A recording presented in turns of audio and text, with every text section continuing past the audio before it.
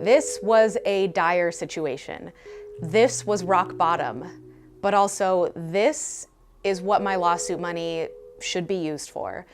And so in that moment, I was finally ready to get some help. For years, I just thought I was depressed, moving in slow motion throughout my days and completely zapped of energy to do anything. I always said I had a bad case of the shadow brains, where I knew there was a darkness looming inside my brain. And then I entered a trauma treatment program, and I learned that something deeper indeed was happening. But I wasn't shocked when I learned about it because I knew it was something that I had been doing. I just didn't know it was ruining my life. Here's the story.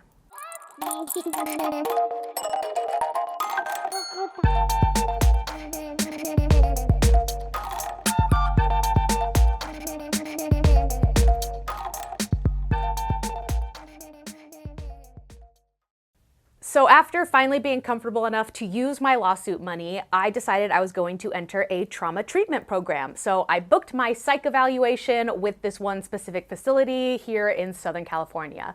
And the psych evaluation was pretty intense because it kind of felt like I was interviewing for some prestigious, renowned institution, just hoping that my PTSD was traumatizing enough to get in. So let me tell you about this psych evaluation. So the first part was a general interview where I talked about what I was in for. I discussed, the recent panic I was feeling, how I couldn't feel my body, that I was hearing all these new channel of thoughts like my hypervigilance. I shared details of trauma that I haven't told you guys about, but I of course talked about the gynecologist and the lawsuit money. And so after this back and forth interview for a while, the psychiatrist said something that really stuck with me and kind of solidified that I was in the right place. When we ended the interview, she said, "By the way, f that guy. I'm glad he's dead." I don't know, it was a little shocking, but it was also exactly what I needed to hear in that moment. I don't know, it felt very raw, and it was the perfect combination of rage and support without the weight of pity that it kind of gave me this empowering energy, knowing that, okay, I was about to enter the right fit for me when it comes to a trauma treatment center. So after the spoken interview, it was then time to take tests, and I love tests. I was a great student, you guys, so this felt like being in high school again, where I got to bubble in my Scantron and hope I get the highest grade in the class. Although getting a good grade on this test means mental illness, so I probably shouldn't be aiming for an A+. So this test was so nuanced because it started describing things that I've never even been able to put into words. So let me give you some examples. So one of the questions was, have you ever thought about killing yourself? And it was like, no, not really. So like, disagree. But then a few questions later it would say, have you ever wanted to be dead? And it's like, yes, that one. Like, it was more passive. It didn't feel as active. So I agree with that one. It asked questions like, do you get worried in large crowds? And I'd be like, I don't get worried. But then a few questions later it said, in large crowds, do you find yourself scanning for potential threats? And I'm like, yeah, like that kind of feels like my hypervigilance. It's more of an alertness rather than a worry. So I agree with that one. Then there were questions that didn't apply to me at all, like, are you quick to anger and find yourself confronting others? I'm a very non-confrontational person. Not good at confrontation. Hate confrontation. Mustering up the courage to be confrontational is hard. Hard disagree. Then there were questions that I had never even thought about, but were pretty spot on, like, do you find yourself driving and when you arrived you're confused because you don't even remember driving? And I thought, yeah, actually, because just recently I had unplugged my dash cam because, surprise, surprise, I was the problem. So yeah, strongly agree. Another one was, do you often find yourself in a place and have no idea how you got there? And I was like, yeah, all the time actually. It seems like I come to and I'm in a Michael's spending $50 on craft supplies, and I always chalked it up to my manic episodes and my impulse spending that it just felt like part of my bipolar. So yeah, I guess I agree with that. Then it asked some questions I wasn't sure how to answer, like, are you seeing things that aren't really there? I would get so scared of seeing a bug. Throughout my nights, I would kind of just constantly do a scan of the room and be like, oh, okay, it's not a cockroach. But 99% of the time, I never saw a bug. I mean, kind of. Or there was a question about, are you hearing voices? It didn't feel like I was hearing voices. It felt like me. It felt like things I would think. I was just kind of passively listening to these voices in my head. Are these voices that I'm hearing? I don't know about voices. It's more of like thoughts, but I guess I don't really know. Then the questions really started hitting home, because one of them was, do you often find yourself in clothes that you don't remember putting on? And then I would go and change my clothes, changing my clothes, change my clothes, changing my clothes. Why are we changing our clothes? Hard agree. And another one was, do you sometimes feel like you're in a body that doesn't belong to you? Who even am I? My body feels like a borrowed skin suit I can't zip my way out of. Yeah, absolutely. Agree. So it was a pretty extensive evaluation with a mix of questions of like strongly disagree to agree to like other types of questions. And so after a while, my psychiatrist grades my exams and comes over to give me my results. I hope I pass. So she holds up this chart with a bunch of lines and peaks and valleys on it, and she points to this one highlighted line that's on the top of all of the others.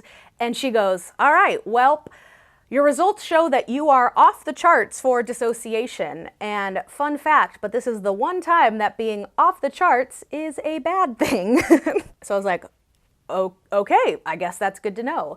She then points out that I had 0 signs for anxiety, but got a perfect score for hypervigilance. And so she kind of gave me a little kudos that I knew what I was talking about, because she goes, yeah, you kind of saw and deciphered the nuance of the questions, and yeah, no anxiety, but you are hypervigilant. And I was like, nailed it. Again, not good. She pointed out that I am not suicidal, but I have suicidal ideation, which is a big difference because it's not an active act, it's a lot more of passive thoughts. And I was like, oh, that makes a lot of sense too. She also pointed out that I do not possess any anger or resentment. And I was like, I know, queen, I'm a sweet angel baby. That's why everybody likes me. And she says, no, it actually shows that you're chronically avoidant. And I was like, oh, so all of my exes were right about me. But I asked her, I was like, what does avoidance have to do with not feeling anger or resentment? And she said the avoidance isn't with others, it's within yourself. And that basically I refuse to feel deep and unpleasant emotions even within myself. And that's probably why I'm feeling so numb, because I refuse to acknowledge my own emotions. And I just remember thinking like, damn lady, I take one Scantron test, you just bet me and already you're reading me to filth? Because that is spot on. But this was my favorite thing that she said. She points to this one line at the bottom and she goes, well, good news is that you have a really strong sense of self. You know who you are and you have a really strong core identity. And at the time I didn't even know what that meant. And I thought like, what even questions were they asking to score that? But I don't know, it felt like a relief. You know, she gave me this cascade of bad news that it felt like one nice thing to hear, that like, okay, in spite of all of this, at least I know who I am. She did tell me that I needed to make a doctor's appointment to really learn what was going on with my body, which was like, oh yeah, that's fine. But then she said, it's no wonder I couldn't feel my body and that I was so numb, because I was all head. And that was something that I would hear a lot throughout my healing journey. And then she said that I was accepted, woohoo! Approved! Which means I was probably mentally ill, but hey, at least I was going to get some help. And so we discussed what I wanted to do in the program. I expressed interest in the IOP program, which if you recall, is the intensive outpatient program, which means I do my therapy on campus, but I still get to come home every night.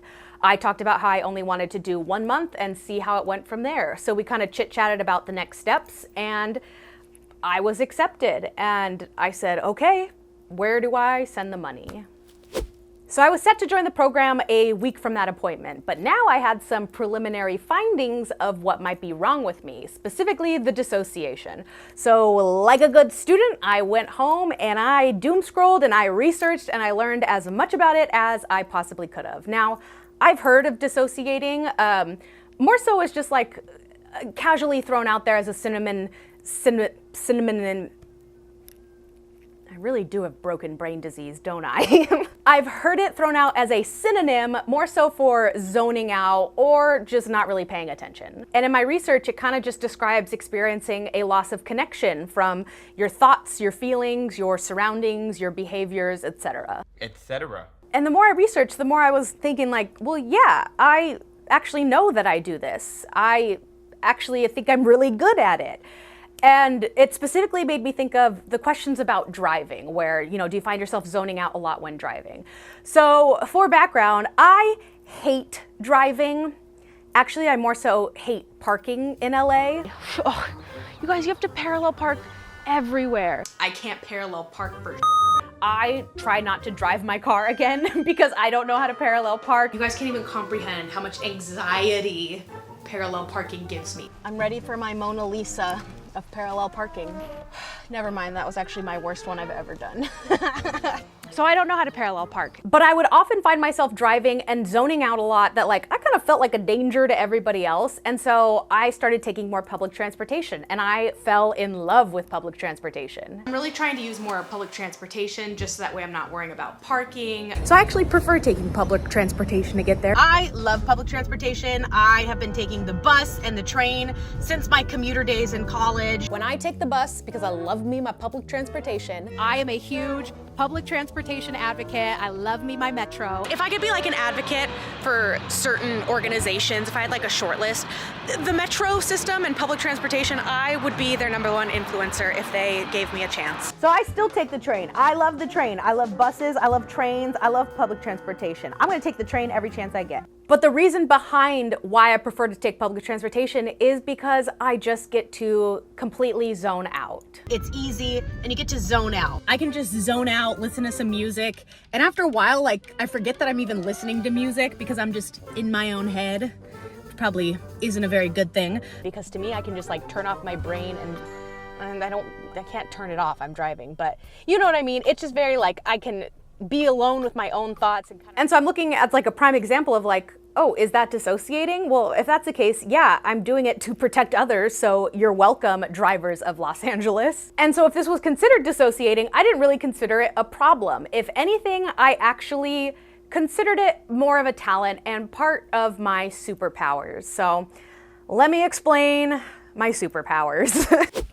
So let me tell you about my superpowers. But first of all, you guys are my friends, right? You know me by now, so take this whole part with a grain of salt. Because basically, when it comes to my superpowers, it boils down to the fact that I've always thought I was more evolved than everybody else. Not that I'm better than everybody else by any means, but I always felt like I was more advanced than other people and that I could do things and was smarter and better at things than everybody else. And again, not in a narcissistic way, but like, hear me out. So I guess I definitely do think I'm smarter than a lot of people, and not in a Jeopardy kind of way, like not in a, oh yes, the Anglo-Zanzibar War was the shortest war at 38 minutes in 1986. Like, not like that fact recall, although I could just do that right now, so that's kind of weird. But more like I feel like my brain worked faster than everybody else's. It's kind of why I love all my ADHD friends and why I thought I had ADHD, because they could keep up with me. It just feels like I'm really quick-witted, that my brain works fast like a computer. I could recall things really quickly in very specific detail, but also that I had this really weird capacity to remember things. I have people all the time telling me like, oh, you remember that about me? Wow, you have a really good memory. And I'm like, yeah, I don't know what that's all about, but I guess I do. I also think my brain works really fast, but that I can see images and I can see everything so clearly and recall things in detail because I might have some sort of photographic memory, undetermined yet, but I definitely do think I have a smarter brain than a lot of other people. I also definitely think I am very smart socially. I think I have great social intelligence, and I have what I've been calling over the past few years the dazzle. So what the dazzle is it's this ability that I have to just connect with anybody. I have this ability to kind of like turn on and off parts of myself and find ways to connect with people and make them either my instant best friend or find a way to relate to them or get them to open up and tell me their story. It's why I'm able to do all these secondhand story times, because I can meet a stranger on the bus and find something worthy to talk about and relate to them about. So I've always had this dazzle where, I don't know, people like me and I like people, and that's kind of why I'm able to do it. But I have had so many people tell me that I have that thing, you know, like, you got moxie, kid, like you've got that thing.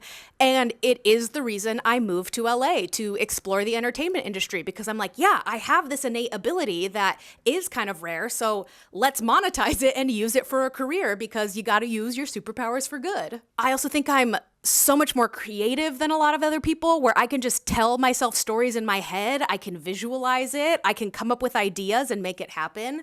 I think I'm one of those people that is just naturally good at anything when they try it. I feel like I'm the master of nothing, but I am the jack of all trades, where give me a shot and I'm going to learn how to do it and I'm going to be good at it because I think I'm naturally curious. I think I love learning and I love expanding on all of my capabilities. And so I'm already getting annoyed with myself because it sounds like I'm being like self-righteous and an arrogant braggart, but I promise you guys I'm not.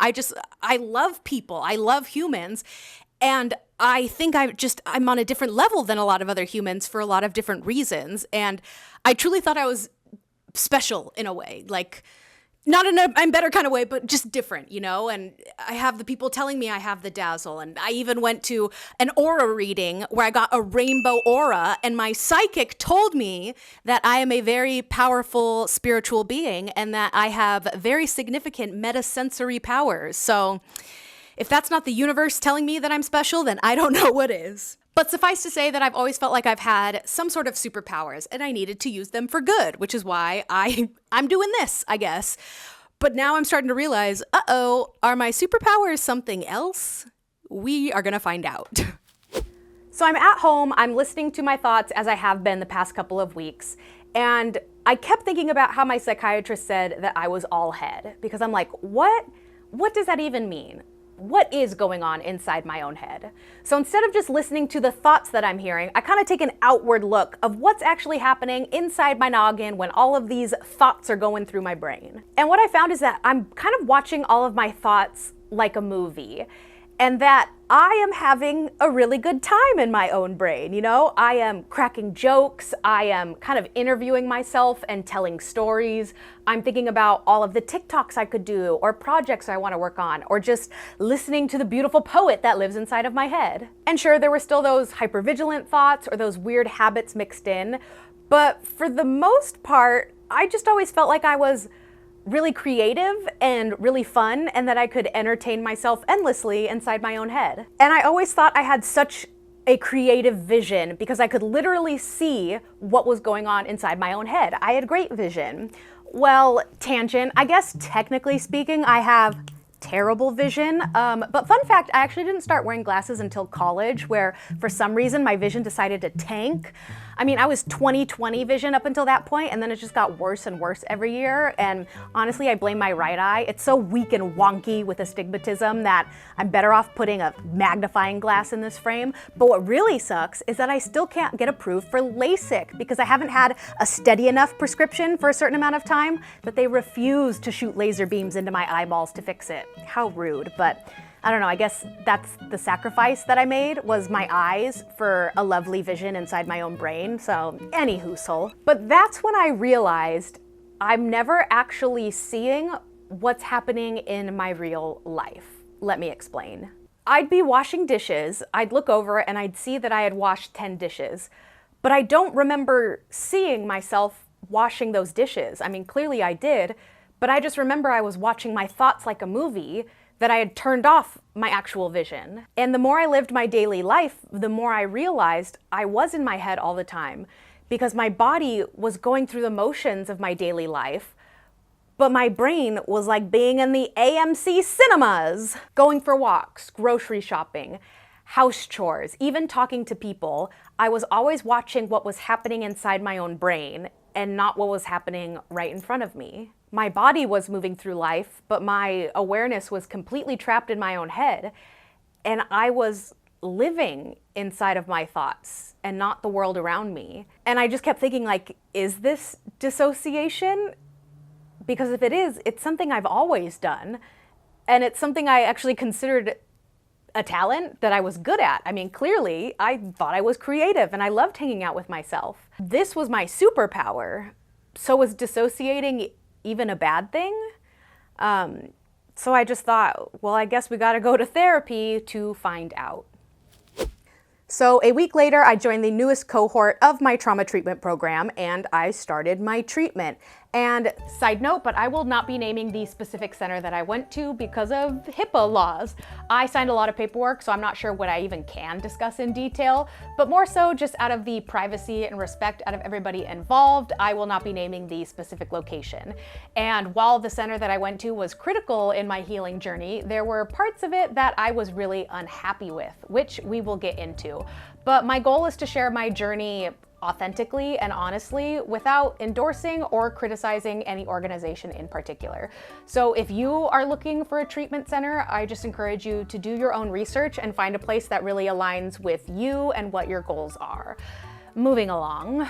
But let me briefly explain this program, because I would closely compare it to school, even though they specifically told us not to call it school. But it was school. It was therapy school because I liked school, and because they gave us our own little binder with our names on it and a notebook. So of course I'm going to consider it school. So how it worked is that I started my day off with a 90-minute one-on-one session with a therapist on my care team. I had 4 therapists on my team, so I would see a different therapist every day, and then I had one therapist I saw twice a week because I was going 5 days a week. Then we would break for lunch, and you got to hang out with other people in the program and kind of start that co-regulation process, which I'll talk about in a future video. So you're making friends, you're getting to know these people, and then you break off into 90-minute group sessions, or what I call classes, which again, they were like, don't call them classes, and I was like, don't tell me what to do. So in these group sessions, each one has a specific topic based on your healing needs.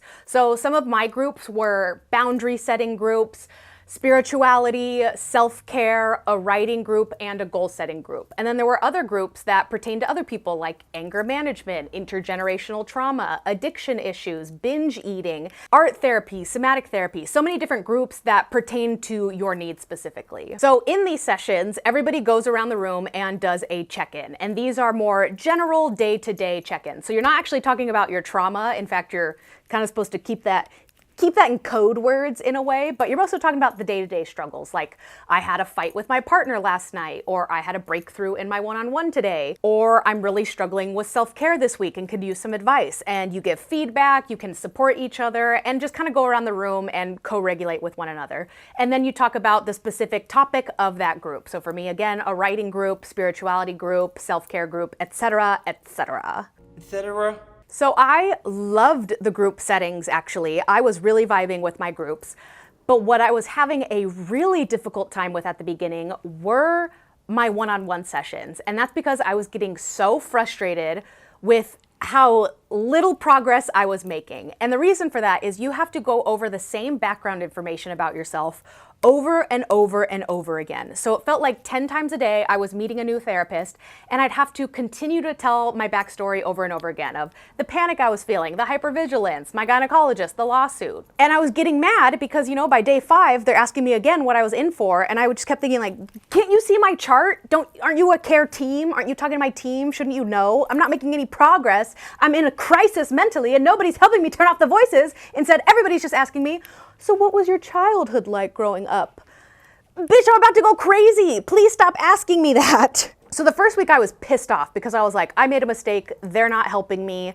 This is going too slow. And I also kind of just saw the dollar signs ticking away because I signed up for a month, and I felt like that whole first week was a wash. It was just repeating myself over and over again, and no progress had been made. And that doesn't really work for me, so I did what I tend to do, and that's decide that I was going to do it all by myself, and that I would figure out my own problems because they just weren't helping me. So I would do my 4 hours of therapy a day on campus. I'd come back home and I'd do 8 to 10 hours of my own work that consisted of observation, research, and documenting what I thought was wrong with me.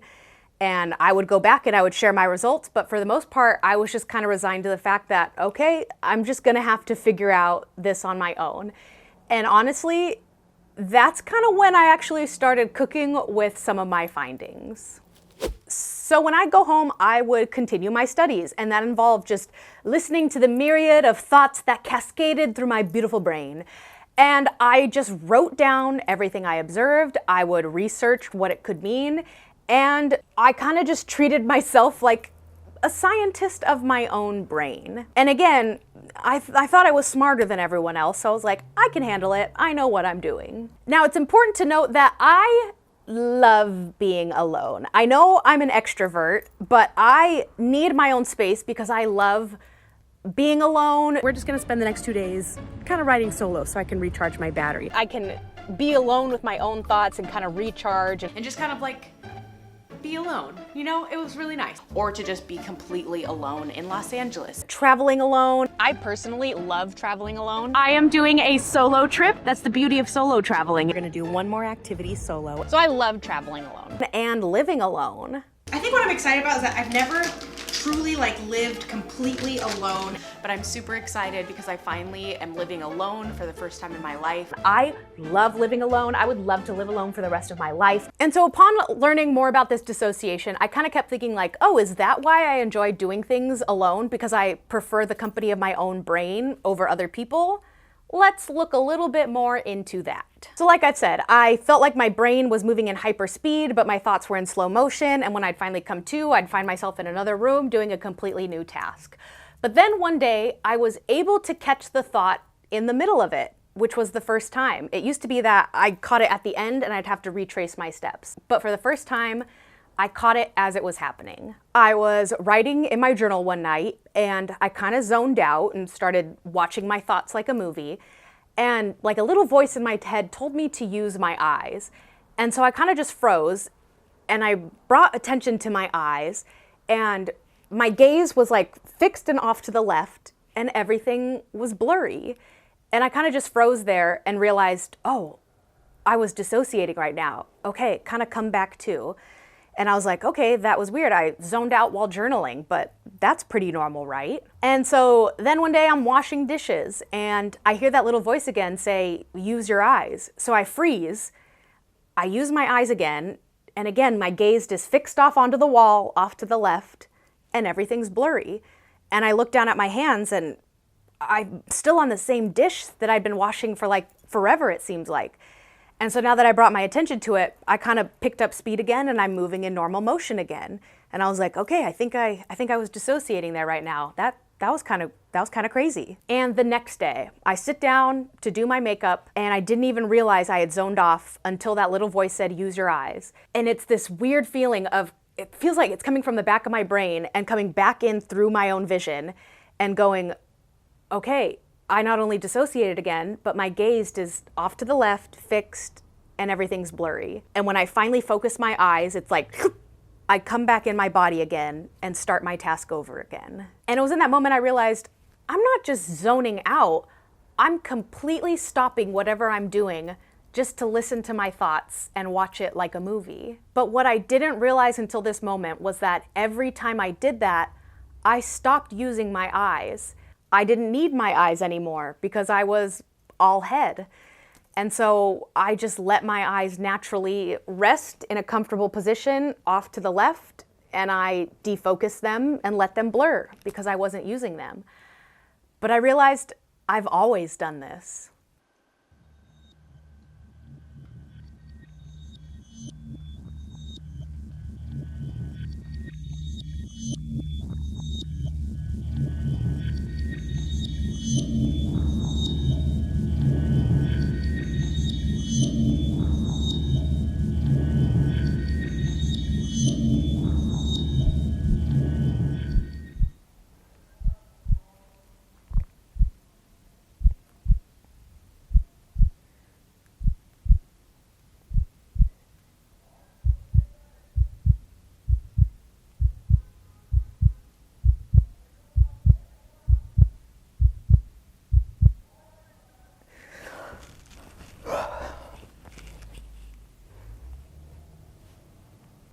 And I could see now that that's why my vision is deteriorating.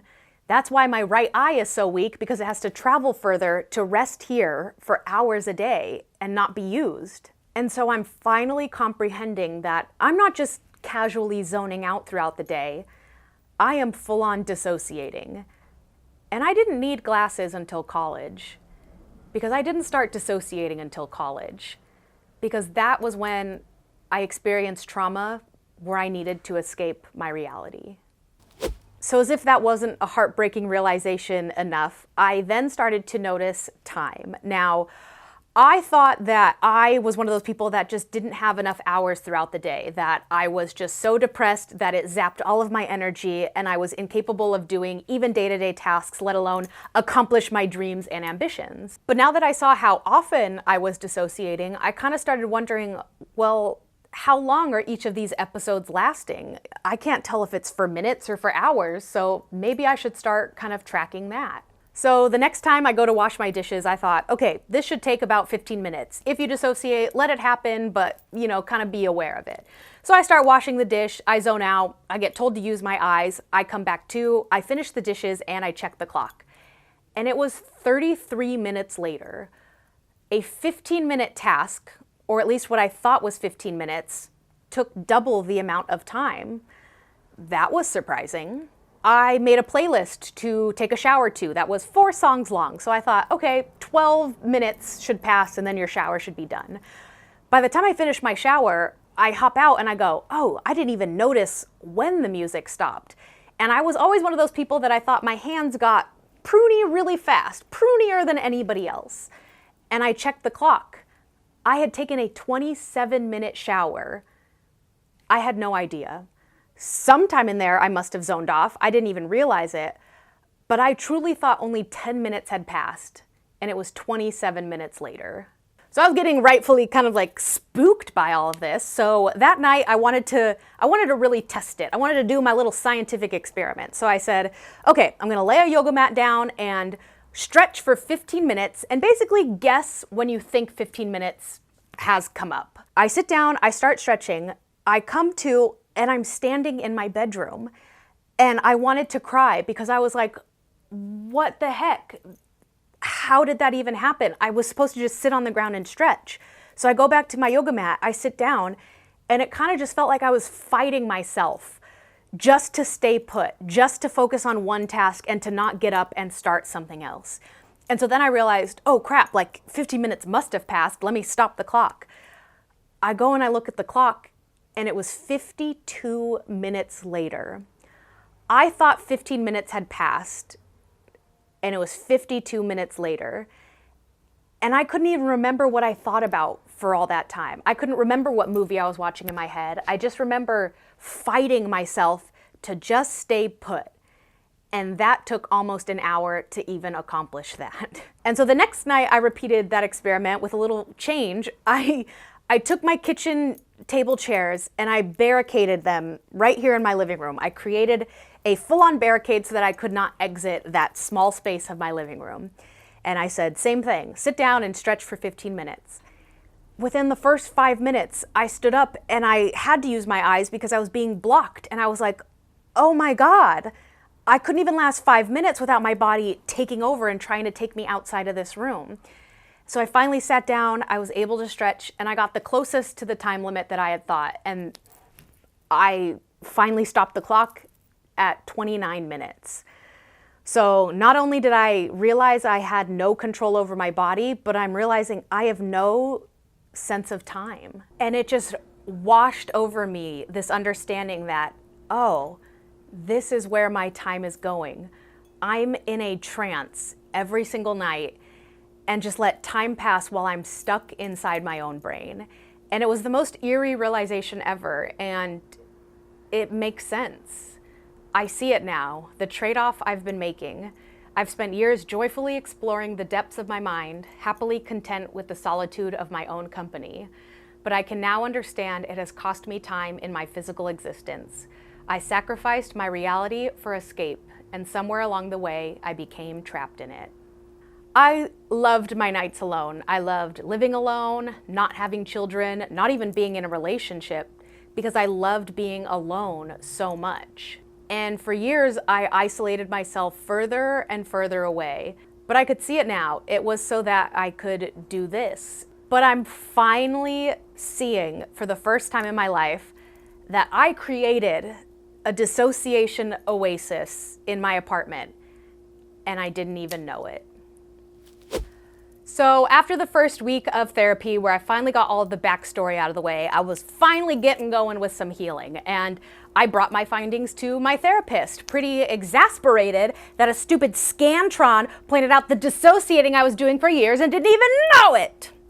And she helped me out, and she told me that what I was experiencing was called a dissociative autopilot. So essentially this autopilot refers to a state where you are physically going through the motions of your day-to-day life and activities, but your mind is completely detached and disconnected. Basically that your body is doing things automatically without your conscious effort or awareness that it's even happening. And she compared it to driving and not being sure if you just passed a green light, but knowing that because your body isn't on autopilot, that it probably was. And it made me think, yeah, that's why I love public transportation, because I go into la la land behind the wheel and I'm a danger to everybody on the 405. Again, you're welcome for taking the bus, Los Angeles. She explained to me that a dissociative autopilot can really get kicked into overdrive during times of high stress. My stress zit? Stupid black zit. My stress zit. Stress zit. Or when you're triggered by your trauma. During overwhelming emotions.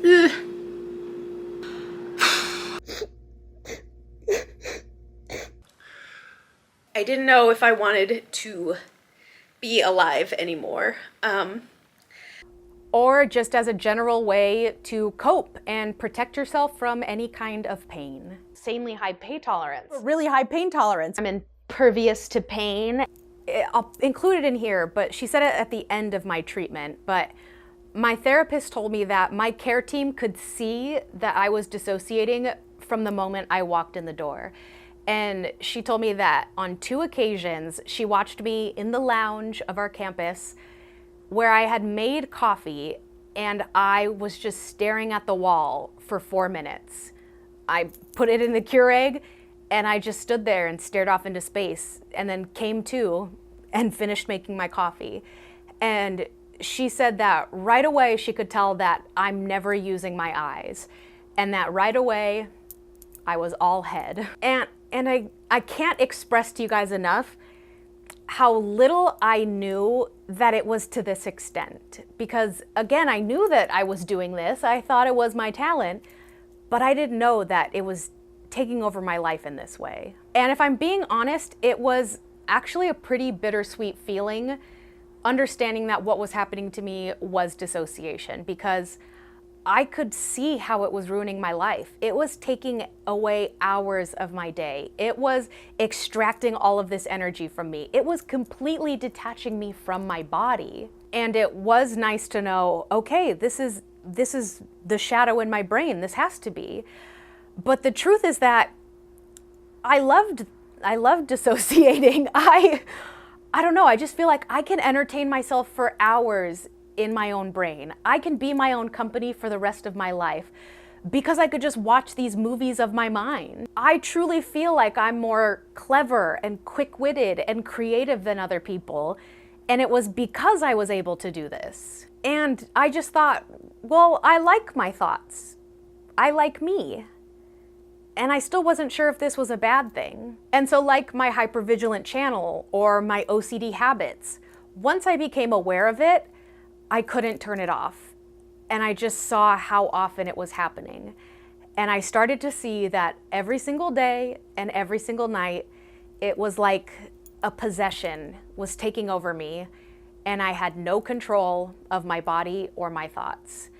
And so I was finally understanding that I was losing control and that I was in the right therapy program where I needed to be.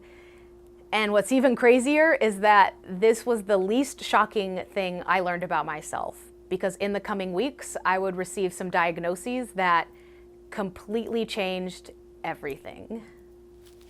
So that is getting into the nitty-gritty of my therapy experience and kind of discovering how often I was dissociating. Please let me know down in the comments if this is something you struggle with or if anything about this you can relate to, because of course, all of these mental conditions that I'm discussing are on a spectrum, so you might relate to some things, but not all things. But it was really spooky to see to the extent that it had gone with me. I'd also like to apologize for the brief intermission of this video. If you're watching it in real time, I've been gone for a couple of weeks. The reason for that I shared over on my Instagram stories. So if you didn't see it, it's because you're not following me on Instagram. What are you doing? Go ahead and follow me so you see my up-to-date personal life and why I took that brief break. But we're getting back into the filming mode. I'm also getting back into filming my vlogs. So if you want to go follow my vlog channel, it is at JC Aaron Hosts. I just posted a vlog taking you behind the scenes of my talk show. So I have a talk show that I am absolutely in love with. So that's giving you more behind the scenes look of my life and just getting more into like the day-to-day vlogging again. So follow me over there. And the last favor I'll ask is if I'm not begging you guys to engage with me more, if you could give this video a thumbs up or a like. My last video unfortunately was demonetized again. So that's 2 videos in a row. So YouTube is not too happy with me right now. So it's not really pushing my videos. So any type of engagement helps because I think that this is a really important series. I'm really trying to destigmatize mental health. I would love for YouTube to not censor me, you know, Jafeel. But with that being said, I'll leave some links down below on some resources for some mental health organizations if you want to learn more or to donate. And I'll be back with more episodes in this series coming right up. So I appreciate you guys so much. All the love and support I'm receiving, I cannot express how much that means to me. So I appreciate you guys so much, and I will see you in the next video. Toodles!